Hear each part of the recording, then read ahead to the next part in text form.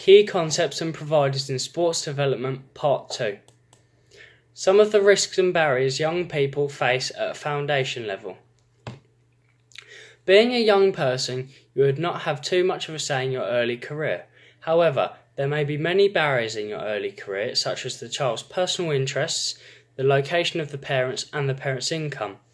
However, a solution to these potential barriers could be to use public transport to travel to games and training.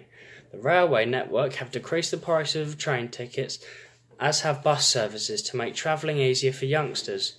This would be an example of economic barriers. However, a way to resolve these problems to increase participation levels I think that parents with a low income under £30,000 should be entitled to specific needs which could help their child get to and from training games.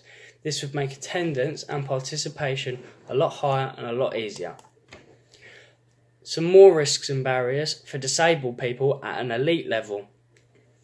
For some of the risks and barriers for being a disabled person competing at an elite level, this would be examples such as self-image, pressure of being a top athlete, also financial funding. This is an example of economic barriers. At an elite level, you will have a high use of facilities. However, with much more money being pumped into able-bodied sports, some good facilities may be hard to find. On the other hand, Sport England run a scheme helping the active stay active when life changes. This has a funding of £10 million, which goes towards disabled athletes. A solution to improve this is that only a third of this money goes towards the disabled. To have the best facilities in the country and even the world, all 100% of them funds should go towards the disabled, or even invest in a few disabled training centres to make our elite athletes excel at their sport across the country and the world. Also, another risk and barrier for women at a participation level. For women, there are also many barriers to play sport at a participation level. Some of these barriers could be pregnancy, the availability of local women's clubs, and the lack of numbers at this level.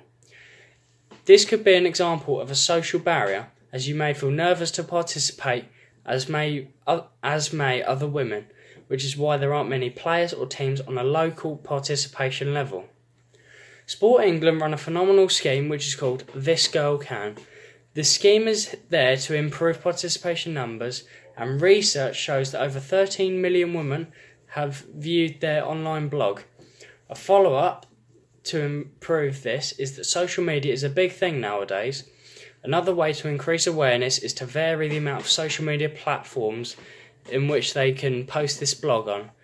Therefore, they should post this page more often on more different social medias.